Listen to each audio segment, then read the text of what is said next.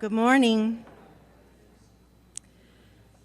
Before we get started with the breakfast program this morning, and I turn the program over to Greg, I just wanted to take a few minutes to reflect on the life and the contributions of John Mahan. I think everyone has probably heard by now that Dean Mahan passed away. He's someone who had many contributions, made many contributions to our campus, not just to the campus, but to the community as well. John was a true academic scholar, and he was always at the Profiles breakfast unless he wasn't able to attend. And I know if you ever talked with John, you saw that kind of smile in his eye, and you never were quite sure what he was thinking or what he was gonna say next. He had a very quick wit. And it's kind of fitting that we're remembering him this morning at Profiles, because it was really John and Joe Marinick and Ed Luman who started the Profiles Breakfast Series, and John was very committed to this program. So please keep John and his wife Nancy in your thoughts and prayers. The service will be December 13th. There's calling hours December 13th in Conneaut. And then the Mass is at Mother of Sorrows on the Saturday, December 14th at 11. So again, please remember Dean Mahan. And now I'll turn it over to Greg. Thank you, Dean Stocker. Good morning. Everybody can hear me okay? I'm usually loud enough. And I think I know everybody in here, or at least most. So I don't know that I'll do sort of a long introduction, but I'm Greg Myers, the Executive Director with the Growth Partnership. So I was asked to come in today. I don't know if Dean Stocker was having a hard time finding somebody to come in. You guys got stuff with me this morning. But wanted to do a behind-the-scenes look at really not just growth partnership, but economic development on a day-to-day basis.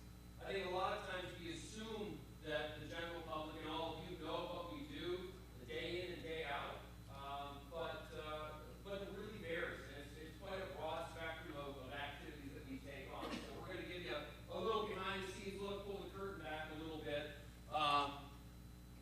So with that, what do? We have meeting after meeting after meeting after meeting. And it is almost gaslighting. I'm the guy in the lower right-hand corner. Some days I'm laying there going, oh, can we please just not have one more meeting? But we have lots and lots and lots of meetings with various groups, with many of you in here. But it's important for us to be out and engaged. And that's why I show this. Not that meetings are necessarily bad, but we do a lot of it. It was interesting. I read a lot of books about leadership, and Bill Gates and Warren Buffett talk about meetings. They said they'll only take a meeting if they're getting money or they're giving money. And that's an interesting concept. So I'm not anywhere near their staff where I want money to get things. I'm always asking for money, so I always attend those meetings, but none you give. So I can't, it's tough for me to follow those rules.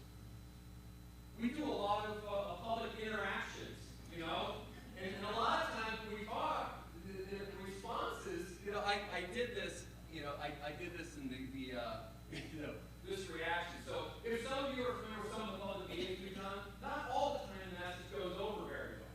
And that's okay. That's okay. It's important for us to have discourse and a dialogue about the things that we're working on, particular projects. But this one I put up because if any of you were at one of the last public meetings that I did, you know that we had some reaction like that. But that is okay, and I don't mind that. Because it's all part of what we're doing. Dialogue around the work that we do in economic development is important. All of this can be very exhausting, so this last one's a little bit of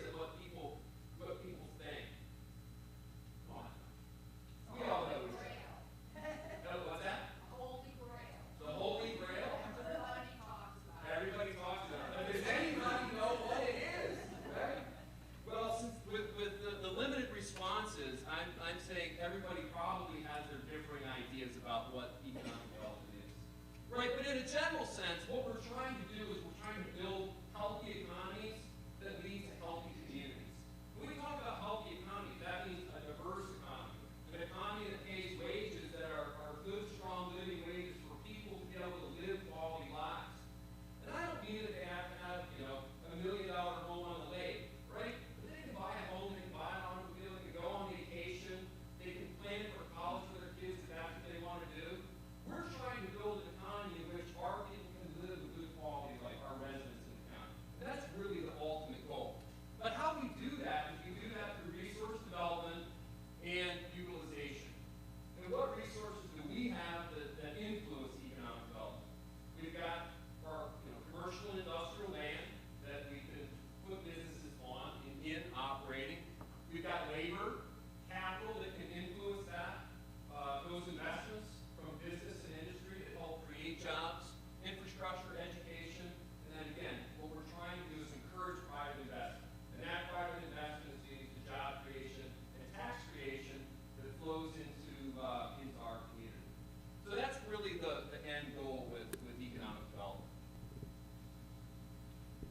A little bit about what we do on a day-to-day basis. So this chart on the left sort of encapsulates the five or six core areas. So what you can see is there's I don't know, this is year to date in 19. This represents the total of sort of projects or activities that we've been working on. I didn't total this up, but it's probably 275 or 300 different activities. Most of them are centered in here in this other request, and I'll get to that in the next slide, talk a little bit about what other requests are, because they're vast. And the one thing about economic development is it changes every day, right? We never have 2 days that are exactly the same. We may be working on infrastructure one day. We may be working on workforce development another day. We may be working on community building another day. It really varies, and that's the fun of what we do.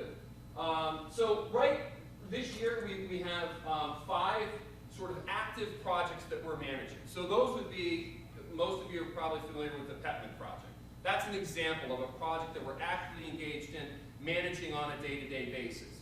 And managing that means we're interacting with company representatives and dealing with developing, the infrastructure that we need. We're interacting with with regulatory agencies like the EPA. We're interacting with state agencies like Jobs Ohio to leverage funding to come into the community, grant funding for infrastructure to put roads in, and all of those sorts of things we do on a day-to-day basis on the project management side. Expansion projects, those are working with existing companies in the county that are looking at expansion opportunities, growing the physical footprint of their presence here in the county. That might be growing headcount, that might be a physical expansion of their building, that might be investing in equipment and modernization. And so that represents about 18 projects that we work on year to date. These 18 projects probably represent about half to 60% of the time that we spend day to day. Right? They're a small component of all the activity that we do, but from a time perspective, they take up the most time on a day-to-day basis. Business attraction work. So this is our work going outside the county and selling the county to outside investors about coming to Ashtabula County and investing here and establishing business roots here. So we're working on about, this year, 25 business attraction projects. BR&E visits. This is a big component because BR&E stands for business retention and expansion. So we're doing outside visits with local companies who are here today, right? We're talking with them about what opportunities do they see, what challenges do they face. And then we're trying to address different challenges. Again, whether that's for workforce or saying we need capital to expand, or we need more space to be able to grow, and so we're looking for a building, we're looking for land. It could be any number of those things. And then out of these BR&E visits flow these sort of expansion projects. But we've done 36 BR&E visits so far this year. I talked about meetings and being out. This is just my mileage year to date. 4,500 miles driven, right? So we're logging a lot of miles. We're logging a lot of miles. And actually, no, that's not year to date. That was last year for 18. So about 4,500 miles. That doesn't even include all the miles that Cindy's done. So why I think that's important is that it gets, again, we're out in the community. If an economic developer is sitting at their desk, right, they're not adding value to the work that they're doing, right? And we're waiting for that phone to ring. We can't be doing that. We need to be out and engaged with various partners. So here sort of encapsulates some of the other requests. And they all center around sort of building economic vitality within our communities. So we're focused on everything from data collection and analysis. So we've had investors come into the community. We just did this about 2 weeks ago.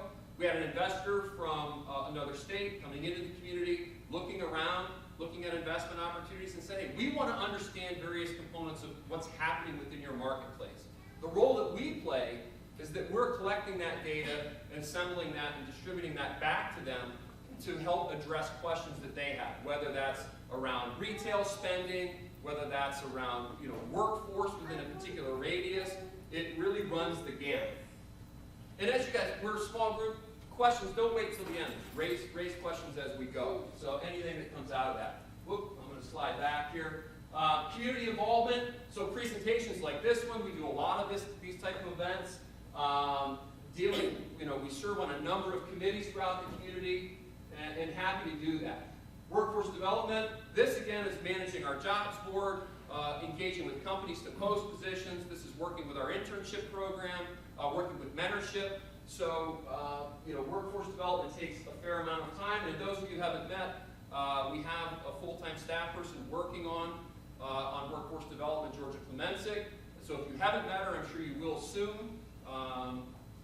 She's been a great asset for us in doing that. Marketing and promotion, I'm going to show you on the next slide a little bit of things that we're doing that I don't know the general community knows some of the marketing efforts that we do to try to do business attraction. Economic development support and coordination. So part of the value is it's just me, Cindy, and then on the workforce development side, Georgia. On the port, it's Mark, single, one person. At the 503, it's Sarah, right? There's a lot of work that needs to be done that requires resources. We cannot do it alone. It requires us leveraging other partners and coordination with other partners. So when I talk about economic development support and coordination, we're working with our city managers. We're working with the county commissioners. We're working with executive directors of community development organizations. And we're providing the support to help advance programs that they're working on and efforts that they're working on at the local level. Resource referrals. A lot of times we'll get somebody that will come in on a small business, say, I've got an idea for a small business. Right? We don't tend to, that's not our strong suit, but we're certainly going to sit down and talk with that person about what their idea is, bless you, what their needs are. And so when we do that, if we can't help them directly, we'll refer them to resource partners. So I know our friends from SCORE are here. They're great resource partners on the small business side that we'll refer and say, hey, you need to develop sort of a business plan. You need to understand how to pursue financing. You need to understand, how to develop an advisory board to help guide you through questions that you may have as you build your business. So we provide a lot of referrals to organizations and partners in that way. And then strategic planning. We do a good amount of strategic planning. And it centers around that first slide that I showed about resource management and resource development. It's understanding how do we plan to leverage those resources to maximize them in a way that helps create economic opportunity for us in the county. So this is, on the marketing side, this is an advertisement that we developed in partnership with our partners at the Youngstown-Warren Regional Chamber and our economic development partners to the south.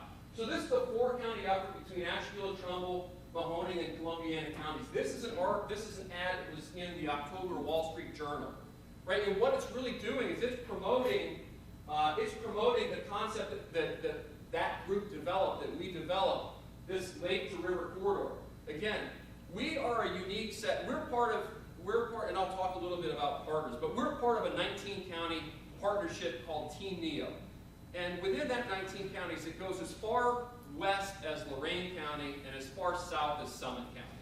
And we're in the far northeast corner, obviously. Well, what happens within there is that the economic mix, the socioeconomic mix within that 19-county region is extremely diverse. And what happens is that when you're involved with partnerships like that, sometimes, right, if you're not the strong center of economic activity, you can kind of get parsed out, or when they focus on sort of their strengths, oftentimes they don't look at other unique areas. So what we've done is within that partnership, we've created a subgroup that has looked at leveraging our competitive advantage. And one of those is connecting the Ohio River to Lake Erie, right? We have tremendous highway accessibility there. We share very similar socioeconomic mix within that region, so our business mix is very similar, our workforce mix is very similar. We're tied to that region through a really strong rail infrastructure. And, as many of you may know, there's a lot of development going on in the energy industry down here with shale and natural gas development. And so what we're trying to do is, how do we leverage that uniqueness? That four-county stretch is very unique within that 19-county region that I talked about. So what we're doing is, how do we differentiate ourselves? How do we, within the marketplace, when investors are coming in, set ourselves apart so they're thinking about our region as a good place to do business outside of just that 19-county marketplace? Any questions? Yeah? No? So why is economic development important? Some of these are seem pretty obvious. The goal, increased tax base, extremely important for our local communities, again, to make sure that they have the resources that they need to provide adequate public service. Business retention and attraction. We talked about some of this, again, supporting private sector investment, economic diversification. We've seen a lot of that, through the 80s, and you probably heard me talk about, heavy manufacturing. A lot of the manufacturing went to the southern states. In that time, our economy's diversified tremendously, particularly with development with viticulture industry, so the wine industry, the tourism industry. A lot of that has gone in and really supplemented and created another piece of foundation for our local economy. That's really important for us to weather economic cycles. If we have all of our eggs into one economic or industry basket, we're much more susceptible to changes in economic cycles. So diversification is extremely important. Job development, obviously, creating not just jobs, creating jobs that provide better wages, provide better opportunities for quality lifestyle within the county. Self-sufficiency. This really gets back to making sure that our county government, our local governments, our school districts can be more self-sufficient and not as reliant on intergovernmental funding. And that's really important. Building that tax base creates a more stable environment for those entities to operate. It creates less uncertainty for them. So that's really important. Productive use of assets, again, land and infrastructure, and you've probably heard me say 1,000 times, my speech around infrastructure assets. We have 2 deep water ports here, rail infrastructure. It's not only good enough just to have them, but how do you leverage those in a way that creates economic opportunity? And then all of this, again, sort of building to that, creating a place that our residents can live a really good quality of life. So balancing, economic activity against the industry diversification. So, one of the things in the PEPA meeting, and I started out with the people yelling, one of the complaints, and rightly so, and I don't begrudge, because I think public discourse around this is very important. But there was concern around environmental impacts, and we need citizens to have those concerns. We share those concerns. And I'll talk a little bit about trust here later on with some of the development entities and how we have to build that. But it's really important to understand that we are focused on that quality of life piece. We can't just come in and do projects that ultimately jeopardize some of the diversification that we've seen in the tourism industry and the viticulture industry. So there has to be that balance there. And I think that's a really important thing for us to keep in mind. So who does economic development? Right now, it's, yeah. I was going to ask a question. Yeah. If you drive around, you see signs of help wanted, different factories. Are we seeing a growth is that manifesting itself in a growth in wages? Are the factories looking for these people? Are they paying better wages? Yeah. Are they getting more comparable to, like, say, Lake County or wherever else? Yeah, this is a really interesting and good insight and question. One of the things that we first did was do a wage survey. Because some of the business retention expansion visits that we had, people were saying, well, we can't find people, can't find people, can't find people. And part of us, we want to know sort of what are the challenges that they're facing and some of the things that are going on. And we were asking, okay, what are you paying in a base wage, particularly for manufacturing? And what we saw is that the base wage in certain sectors, right, so what I mean by that is take the INEOS or Crystals out, take the Ashtas out, right, they're the upper echelon of employment. But when you get into that middle market segment, a lot of those companies didn't know where their competitive wage level was, right? They didn't know. When you're competing for labor, you're not just competing against the company next door. You're competing with every company that's looking for that person within a half-an-hour drive time, a 45-minute drive time, depending on that wage. And what they found, I think, and what we were able to show them, is that we were a little lower, right? And part of that was contributing, I think, to some of the labor challenges. So what we've seen is we've seen sort of an uptick in a few dollars an hour on entry wages for manufacturing. And I just had a conversation yesterday around this with one of our bigger employers that said, hey, you know, we bumped wages a couple bucks an hour for starting wage, and we're starting to see that. So that's part of what we want as economic developers, right? And it's almost a little counterintuitive, where we're a membership-based organization with predominantly, you know, local manufacturers that are the big base for us, and I'm out there advocating that we need to raise wages, right? I'm advocating that we need to bring in competition for their labor, you know? So I have the board saying to me, whoa, hey, wait a second here, we got to ease into this. But it really is important, because ultimately what that does is you'll improve the skill sets of those laborers that we do have here. You know, they're spending more of those dollars in our local communities at coffee shops, at restaurants. So there is a larger benefit that raises the overall economic value. So yes, we are seeing that. So who does economic development? This is where audience participation, I'm going to call on a couple of my partners, right?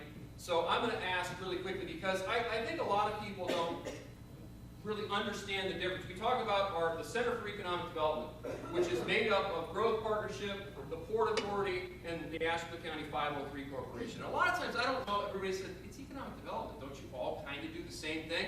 So I want Mark and Sarah to kind of give their quick pitch on the differentiation between what they do compared to us. Because I think it's important for all of you to understand that. So if you don't mind, you know, if you can come, and Sarah's going to go first, and let Mark. But I want you to understand sort of that difference and the value add and the synergy between what they do and what we do, because we cannot do what these organizations do, and our roles are different and they're value added. So I wanted to give you, so thank you. Thank you.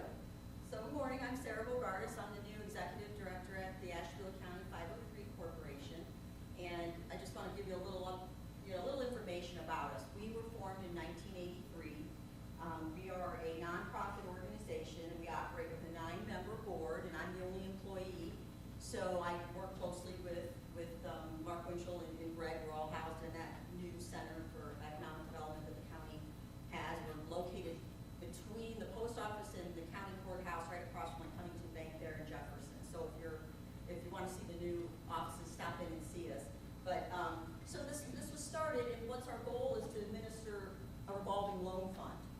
And our mission is to simply create jobs and to promote economic development in Ashtabula County. It's pretty simple when you look at that. So we have this revolving loan fund. How do we get this money? Well, years ago, forward-thinking people took out a loan from the USDA to capitalize the fund. And so that's one way we receive money. We also have state and federal grants. We have money that we've received federally from the U.S. Economic Development Administration and USDA, so we are able to loan that money out. We receive state funds we're co-grantees with the county for state funds for community development block grant. So that's how we have our money. We operate sort of like a mini bank. We look for businesses that need money. We are gap lenders. We provide gap financing. So we don't see the perfect deal. We don't see the perfect project. We don't see that it's got everything. Because the bank wouldn't come to us if they had all that. They don't need us. So they might have something in a project that needs some more money that they don't want to finance at all because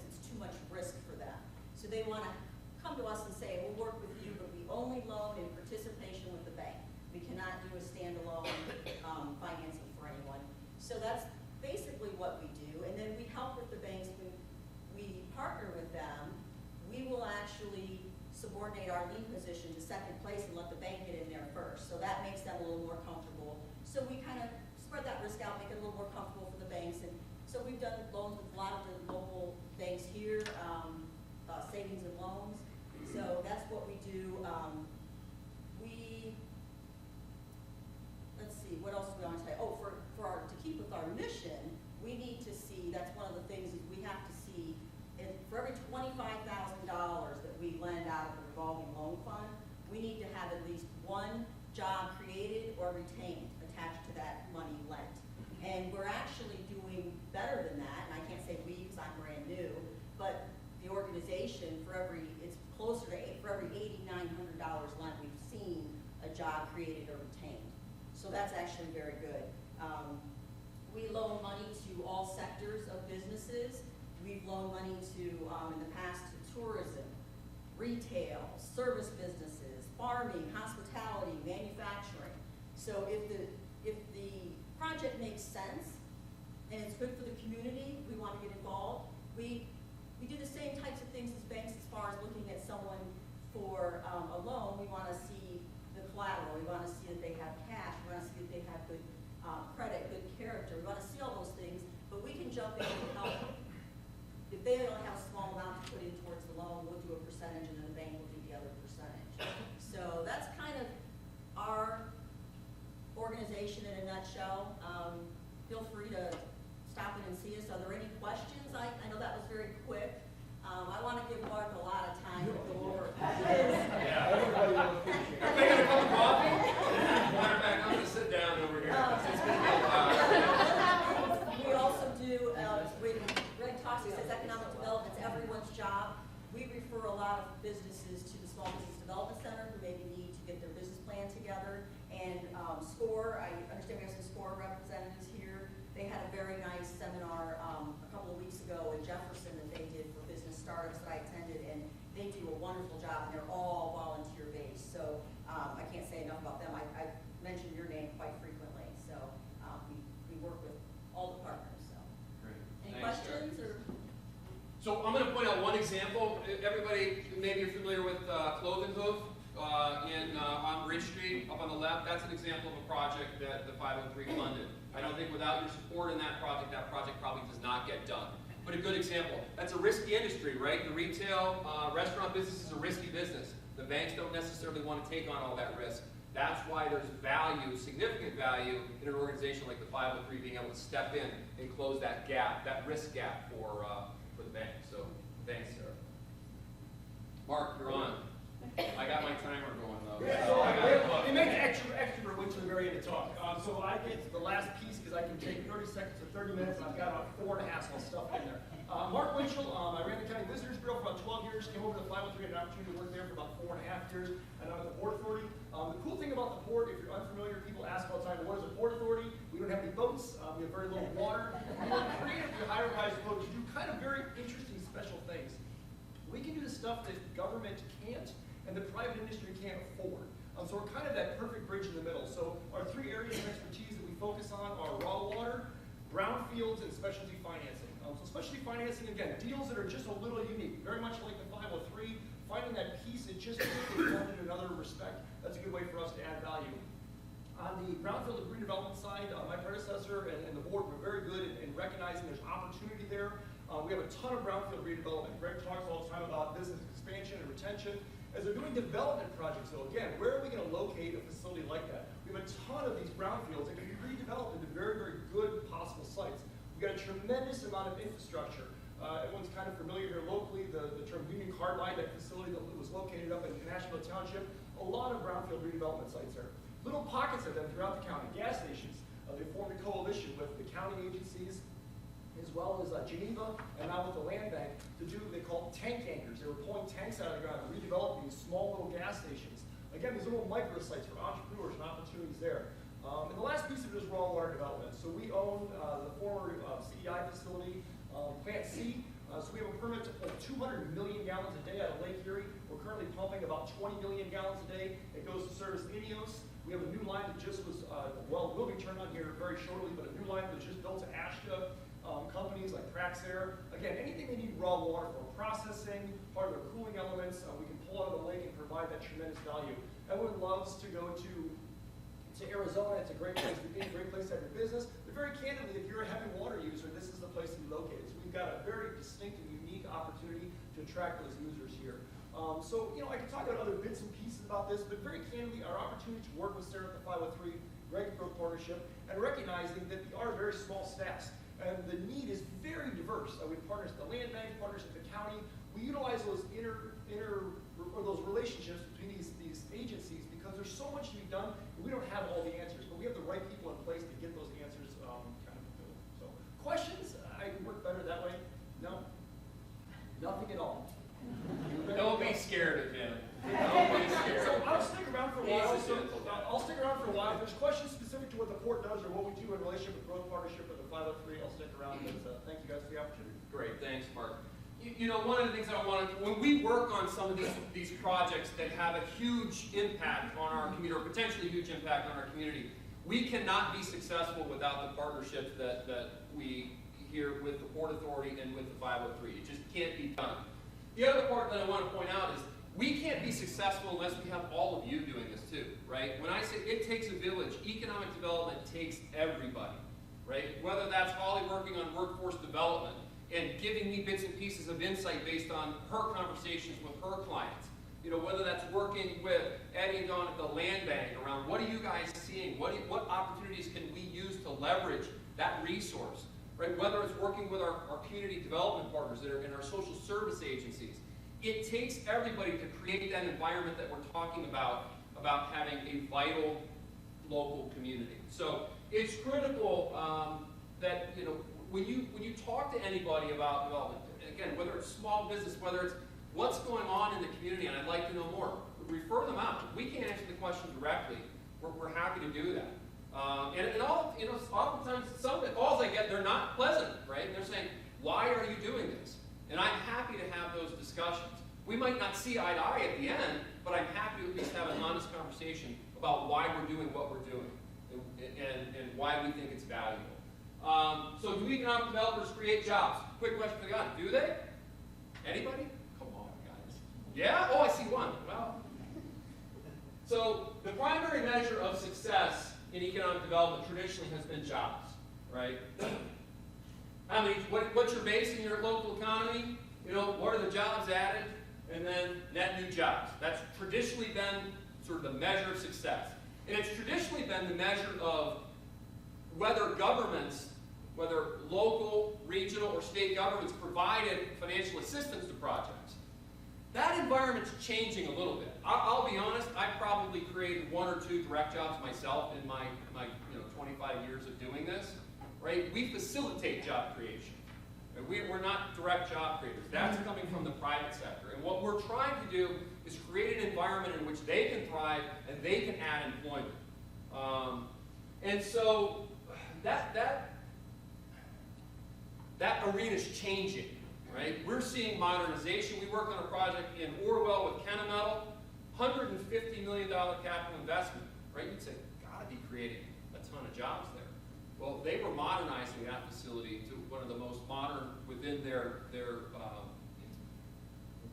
number of U.S.-based facilities. It's not going to require them to add any additional jobs. But what they do is they preserve that economic base. They're going to pay a lot more in taxes, in real estate taxes, right? They're going to preserve income levels because those that are going to remain on staff, so they're retaining all the existing jobs that they have, are going to need more training, their wages are going to get bumped up. So we do see that. We do see a big change sort of in the environment. And I think getting away from that historic measurement of outcomes on just jobs is a tough one that not only we struggle with locally, but lots of states are struggling with. How do we measure success in economic development? So some of the things that we're focused on are outcomes. New investments. What are they investing in? How much are they investing? Does it preserve economic opportunity here? So I mentioned the Kennemetal, right? They're $150 million. They're not going anywhere for 20 or 30 years, right? We've locked them down for that period of time. That's a great thing. Jobs retained and quality jobs retained. Is it going to result in increased levels of pay for those jobs retained? You know, number of business startups.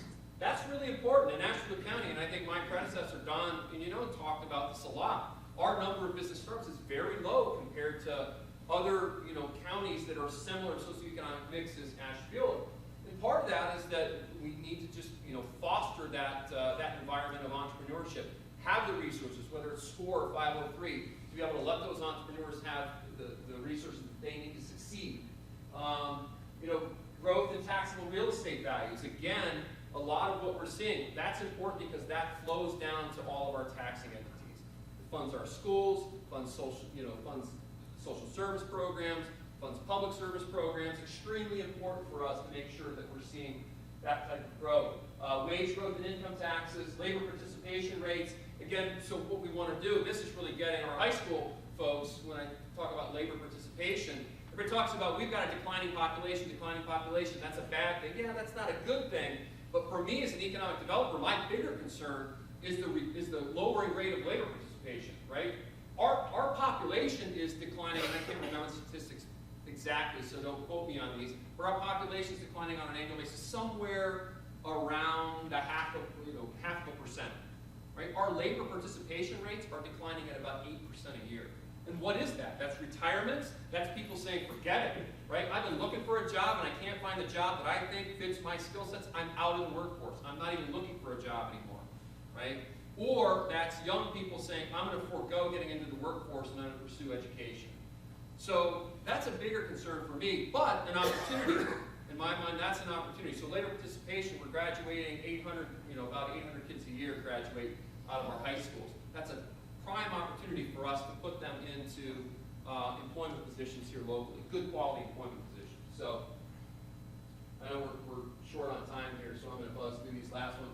Why does economic development matter to business? We covered a lot of this, sort of leverage funding, prepare and market development opportunities. Private industry, a lot of times they've got their blinders on and their head down, and that's not to be disparaging of them, right? They're good at what they do, right? But if they need transloading services, right? A lot of times they don't know, is that a benefit for me? Does that provide financial benefit for me? So, connecting our partners that provide those services, helping local companies understand how they can benefit from that, that's part of what we're trying to do and why they find value in the work that we do. So why local economic development? I touched on this. Self-interest. Nobody cares about this community more than the people in this room, right? So if we leave economic development and say, you know what, let's not do this locally. We've got a group called Team NEO in Jobs, Ohio. Team NEO represents 19 counties. They're very good at what they do, right? But are they focused on us? Are they focused on our unique assets and what makes us competitive relative to other communities within their 19-county service territory? No. Historically, we've seen that has not happened.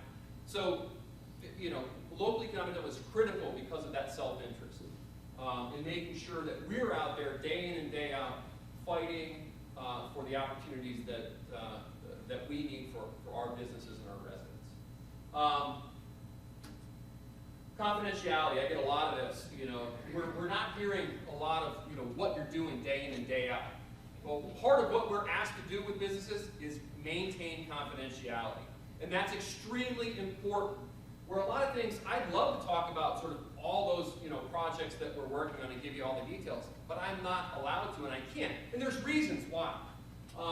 Right? Companies are often in that due diligence phase. What's due diligence means they're still collecting information. They think they want to do it. They're evaluating financing. They're evaluating, buying property. They're evaluating environmental conditions. They're evaluating labor conditions. And we're working with them, and we might be working with them for a year, 2 years on those issues. But we can't talk about it because ultimately they don't know if they're going to pull the trigger on that project.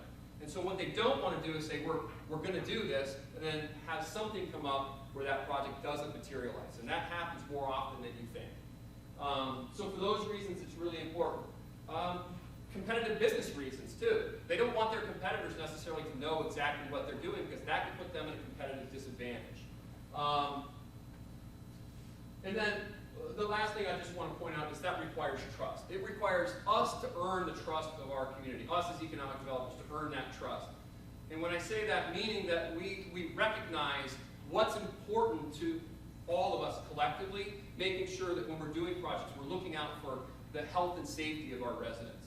We're making sure that the fiscal health and safety of all of the entities is recognized within these projects, and doing what we can to make sure that we're maximizing that for the betterment of all of our businesses, our residents, and our taxing entities. So I'm going to end with that. Contact information here. Most of you know how to get a hold of us. So I'll open it up to any final questions. If none, I'll turn it over to James to kind of give some closing remarks. And but yeah. I wanted you to violate confidentiality. You ever think we'll see an improvement in our retail sector, like by the mall area? Or Yeah. You ever think we'll see anything? So here's the issue with retail is driven by rooftops, right? It's just driven by rooftops and population. So that's where population does come into play. It's just a matter of spending capacity on a household basis. So the answer is yes. I think we'll see a stabilization. But what I think we'll see is more opportunities for local retail, local specialty retailers. Are we going to see the mall sort of purchased and then regenerated for large national retailers? My belief is no. But does that mean there's not an opportunity to find certain niches within the national retail segment? I think there is. And I think you can balance that with some of the diversification you've seen with adding healthcare into there and continue thinking about how to utilize properties in a different way. So I think there's positive momentum in that way.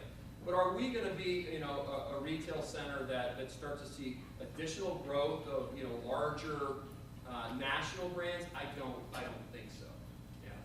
Yeah. But what I think the Bridge Street concepts, whether it's downtown Conneaut, downtown Geneva, downtown Ashtabula, Orwell, I think there are some specialty opportunities that certainly could be developed and bolstered in those locations. Other questions? Guys, either you've heard me speak too much, or quiet. Still too much turkey left in your system. All right. Well, thank you very much. I appreciate it. These are always fun events for me to do and talk about this. Like Mark, I could go on for hours and hours, and I love that question back and forth. But knowing that you've got days to get meetings to get to, right? Naps to take in the afternoon if you're like me. I'm kidding, James. I'm kidding. As my board president, that was strictly a joke. So I'll turn it over to James to close it out. Thank you very much. I want to thank everyone coming to Profiles. This is obviously our last one of the year. We do not have one scheduled for January. Is that correct, Mr. Trout? Mary said no. Yes, no. Yes, and a no. So I want to thank you all. I do, sitting here listening to Greg, which I get to luckily listen to quite often, I'm always excited when I hear him talk about projects and things of that nature. We talk about wage development and jobs. And then I look around this room and we see about all the organizations in this room that are promoting workforce development, be it community action or junior achievement or community counseling, or Holly's involved in 5 million different things that are helping with workforce development. And I think that's very exciting. What I'm really most excited about is the fact that I get to sit in rooms with people and we talk about economic development, and we have 3 people involved in economic development directly that aren't afraid to reach out to Eddie or SCORE. And if you took the skills of these 3 people, we have someone who is probably the most passionate person I've ever met. He loves Ashtabula County more than I think is possible. He could talk about it forever. He could sell this county to anyone he believes in. And we bring in Sarah, who's got experience with workforce or economic development and accounting and business, and Greg's skills with Greg has lots of skills. Searching. I was wondering what he was going to say. I'm going right here. He's tall, he's funny. Hey, my mom said those aren't going to carry you very far in life. Let me just tell you. So the ability to leverage dollars from the state. I mean, some of these dollars Greg has been able to get in these projects that these 3 have worked together. It's amazing. So while I'm sitting here and I'm thinking about this, I'm thinking about what can these 3, who are all relatively young, all extremely committed to this community, what's it gonna look like in 10 years? What they're able to do with all of your help. And to me, at the end of the year, you'll send them out. That's the most exciting part of this program, is that these three and our partners and you, Ashtabula County is gonna look pretty awesome in 10 years. So, have a wonderful holiday season. Thank you all for coming. We'll see you